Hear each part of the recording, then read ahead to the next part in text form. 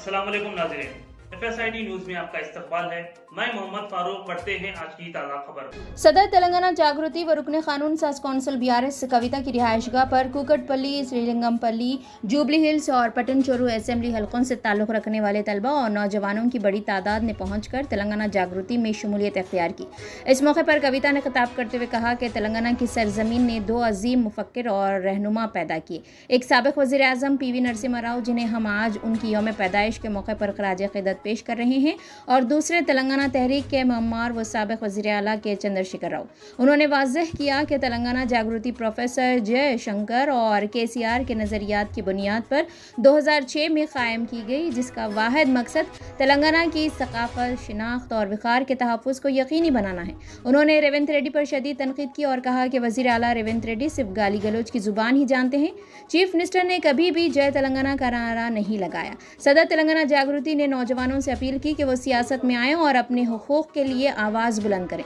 उन्होंने यकीन दहानी करवाई कि तेलंगाना जागृति तलबा के हर मसले पर उनके साथ खड़ी है, चाहे वो तालीमी सहूलियात का मामला हो या लड़कियों के लिए स्कूटी की फराहमी का मसला हो। उन्होंने कहा कि रियासत के अवाम को दरपेश मसाइल को तेलंगाना जागृति की जानिब से उजागर किए जाने पर कांग्रेस पार्टी बौखला गई है। कविता ने कहा कि कांग्रेस हुकूमत में तलबा, ख़वातीन और तमाम तबक़ात के अफराद मुश्किलात का शिकार हैं। कांग्रेस कायदीन ख़वातीन को कमतर समझकर बेजा बयानात दे रहे हैं। उन्होंने कहा कि आज अगर कांग्रेस पार्टी कायम है तो इसका सहरा ख़वातीन के सर जाता है। पार्टी के कठिन दौर में इंदिरा गांधी और सोनिया गांधी ने पार्टी को संभाला था। कांग्रेस के सीनियर रहनुमा जग्गा रेड्डी के ख़वातीन मुखालिफ बयानात पर सख्त रद्दअमल का इज़हार करते हुए कविता ने कहा कि ऐसे बयानात का उनकी बीवी और बेटी को जवाब देना चाहिए। अगर ये कांग्रेस का मौक़िफ़ है तो रेवंत रेड्डी और महेश कुमार गौड़ को इस पर वजाहत करनी चाहिए। सदर तेलंगाना जागृति ने BJP को हदफ तनक़ीद बनाया और कहा कि निज़ामाबाद में हल्दी बोर्ड का इफ्तिताह पहले ही 2 बार किया जा चुका है और अब मरकज़ी वज़ीर दाखिला अमित शाह तीसरी बार इसका इफ्तिताह करने आ रहे हैं। कविता ने कहा कि हल्दी बोर्ड का बार बार इफ्तिताह करने के बजाय अगर NDA हुकूमत वाकई संजीदा है तो ऐसे हल्दी बोर्ड को कानूनी हैसियत देनी चाहिए। उन्होंने कहा कि MP अरविंद शायद ये बात मरकज़ी वज़ीर दाखिला को बताना भूल गए हैं कि इससे कबल हल्दी बोर्ड का इफ्तिताह हो चुका है। उन्होंने मुतालबा किया कि निज़ामाबाद में हल्दी को फ़ी कुंटल 15,000 रुपये इमदादी कीमत का ऐलान किया जाए। उन्होंने कहा कि चूँकि हल्दी बोर्ड को कानूनी हैसियत नहीं दी गई, इसी वजह से गुज़िश्ता बजट में इसके लिए 1 रुपया भी मुख्तस नहीं किया गया। उन्होंने पुरज़ोर अंदाज में कहा कि निज़ामाबाद के किसानों को खुश करने के लिए अमित शाह को हल्दी की इमदादी कीमत पर वाज़ेह मौक़िफ़ इख्तियार करना चाहिए।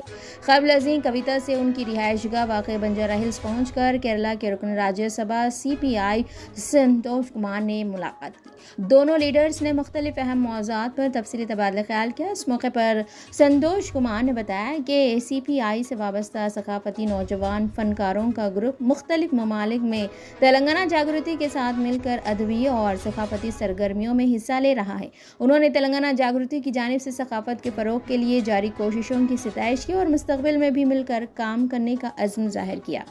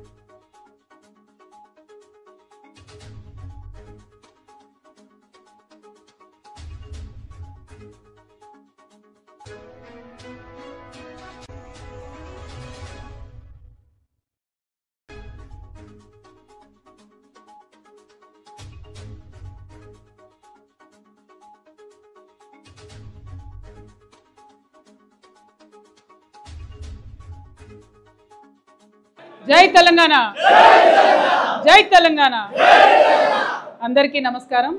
ఈరోజు కూర సంధ్యా శ్రీనివాస్ గారు నాగోల్ నుండి, మహావీర్ పాండే గారు భువనగిరి నుండి, CH ఆంజనేయులు గారు రామకృష్ణపురం మాజీ సర్పంచ్ భువనగిరి నుంచి, అట్లానే డాక్టర్ వికాస్ గారి మన రాధాకృష్ణ గారి ఆధ్వర్యంలో జాయిన్ అయినటువంటి మిత్రులందరికీ, అట్లానే బ్రదర్ రోహన్ అట్లానే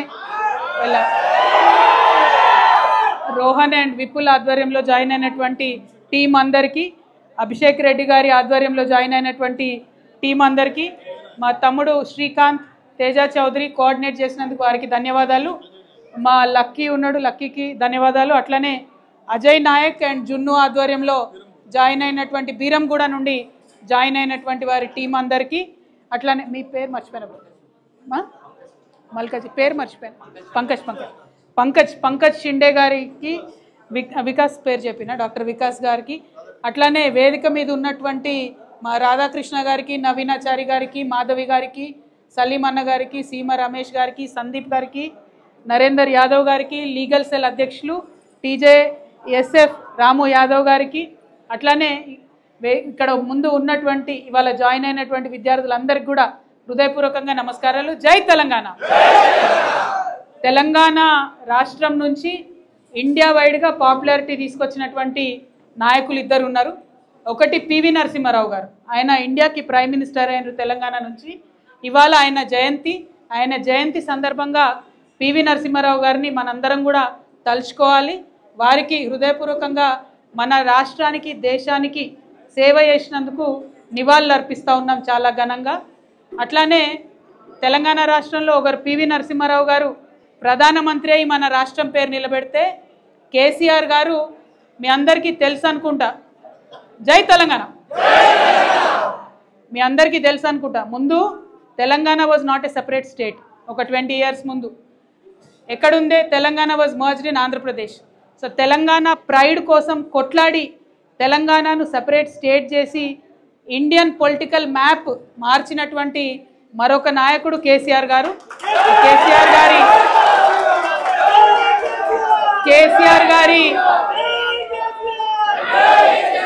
కేసీఆర్ గారి ఐడియాలజీతోని పుట్టినటువంటి సంస్థనే తెలంగాణ జాగృతి.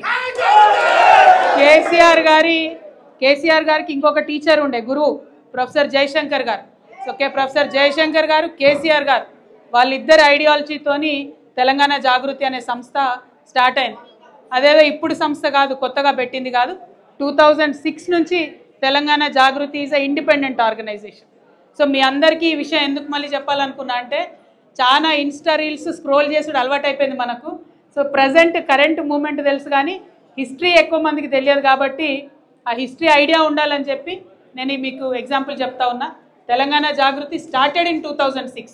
అప్పటి నుండి ఇప్పటి వరకు తెలంగాణ కోసం మాత్రమే పనిచేస్తూ ఉన్నాం. ఎందుకే అందరూ అంతగానో మాట్లాడుతున్నారు? వినిపిస్తుందా? మైక్ వెనక వరకు వినిపిస్తుందా? వినిపిస్తావు సార్, ఓ వేసుకోండి అట్లా. సో నా రిక్వెస్ట్ మీ అందరితో ఏంటంటే, we have to make sure Telangana's identity is preserved. We have to make sure it should be A moment of pride for all of us to say Jai Telangana. Etla? Jai Telangana. If we are greeting anybody, we are saying Jai Telangana. If you are picking up the phone, we are going to say Jai Telangana. If you are talking about anything, Jai Telangana. If you are fighting about anything, Jai Telangana. We should not forget Jai Telangana even if we forget breathing.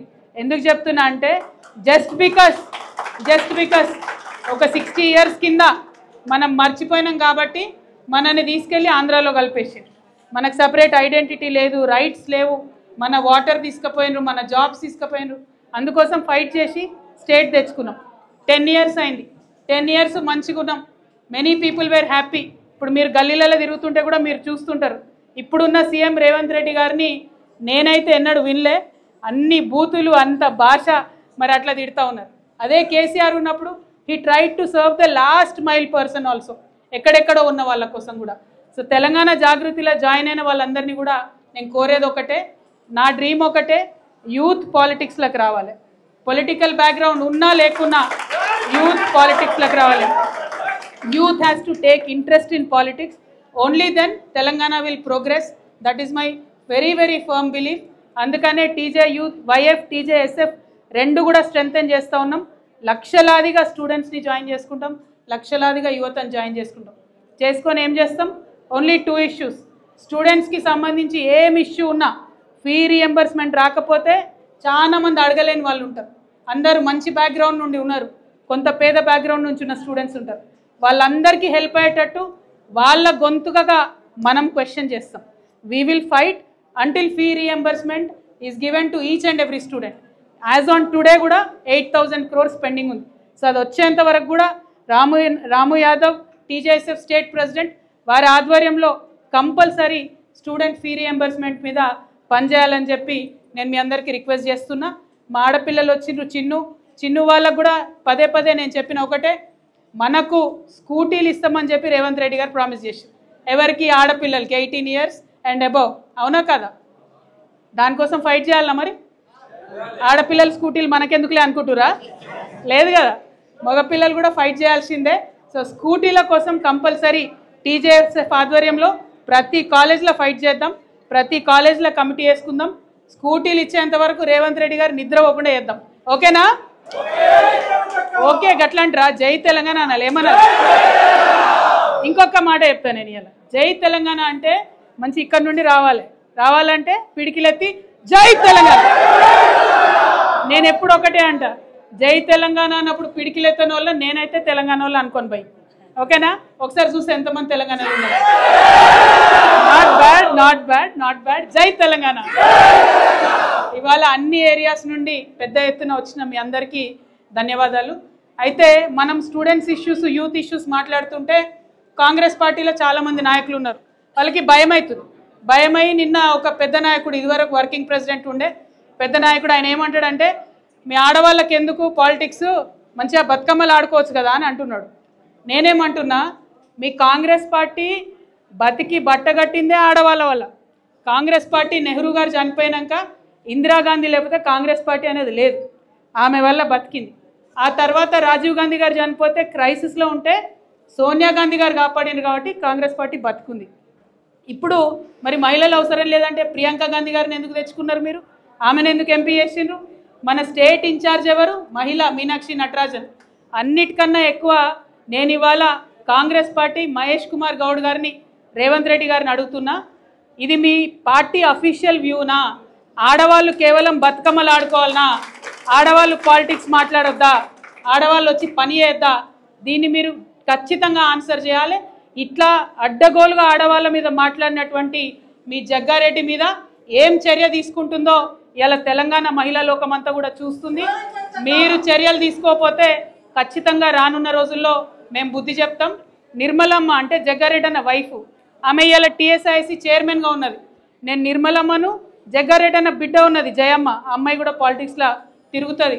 నేను వాళ్ళిద్దరిని request చేస్తున్నా, అమ్మ మీ నాన్న మహిళలకు క్షమాపణ చెప్పే వరకు జర ఇంటికి వస్తే ఫుడ్ పెట్టకండి అమ్మ, ఎందుకంటే మహిళలు లేకుండా ఏమీ కూడా నడవదు. కానీ మహిళల మీద అడ్డగోలుగా నోరుబారేసుకున్నటువంటి జగ్గారెడ్డి గారిని వారి కుటుంబ సభ్యులే బాగు చేయవలసిందిగా నేను రిక్వెస్ట్ చేస్తూ ఉన్నా. ఇక మనకు బీసీల కోసం మనం పర్సంటేజ్ ఇవ్వండి, 42% రిజర్వేషన్ ఇవ్వండి అని జాగృతి 4 ఉండి ఫైట్ చేస్తుంది. దాంతో బీజేపీ వాళ్ళకి భయం పట్టుకునేది. వాళ్ళు ఏంది, రఘునందన్ రావు అని ఒక లాయర్ ఉంటాడు, ఆయన లాయర్ అంటే తెలుగులో వకీల్ అంటారు, మీకు తెలుసా? ఆయన వకీల్ కాబట్టి వంకర టింకర మాట్లాడచ్చు అనుకుంటున్నాడు, ఏది పడుతుంది మాట్లాడిండు. నిన్న నేను రగన్నను ఒకటే అడుగుతున్నా, రగన్న నువ్వు మెదక్ నుండి ఎంపీగా ఉన్నారు, మీరు మీ బీజేపీ వాళ్ళు బీసీ బిల్లు పాస్ చేసి పంపుతారా పంపరా? ఇది ఒకటే మాట స్ట్రేట్గా చెప్పు, నువ్వు వంకర టింకర మాట్లాడకు. బీజేపీ వాళ్ళు బీసీ బిల్లు మీ దగ్గర ఉన్నది, అక్కడ పంపుతారా పంపరా? మీకు బీసీల మీద ప్రేమ ఉన్నదా లేదా? ఇది ఒకటే మాట సీదా చెప్పు. నీ వకీల్వు బాగా తెలివి ఉందని ఎక్స్ట్రా మాటలు మాట్లాడితే తెలంగాణ బీసీలంతా కూడా మీ బీజేపీ సంగతి ఖచ్చితంగా చూస్తారని ఈ సందర్భంగా నేను తెలియజేస్తూ, మరి ఇక్కడికి వచ్చినటువంటి స్టూడెంట్స్ అందరినీ నేను చాలా పర్టికులర్గా రిక్వెస్ట్ చేస్తున్నా, సోషల్ సర్వీస్ కానీ, సోషల్ కాన్షియస్నెస్ కానీ, ఎన్విరాన్మెంట్ల పట్ల కాన్షియస్నెస్ కానీ లేకపోతే భవిష్యత్ అనేది ఉండదు. మన భవిష్యత్తు మీరే కాబట్టి I'm requesting all of you to take interest in the future of Telangana. Let us serve the society of Telangana. Let us make Telangana proud again. Next time nanu ever kalsina మీ అందరూ ఏమని అంటారు?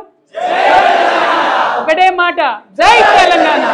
Thank you, keep up the spirit. జై తెలంగాణ, జై జాగృతి. Thank you. आप हमारा ये video YouTube पर देख रहे हैं तो सब्सक्राइब करना ना भूलें और बेल आइकन दबाएं।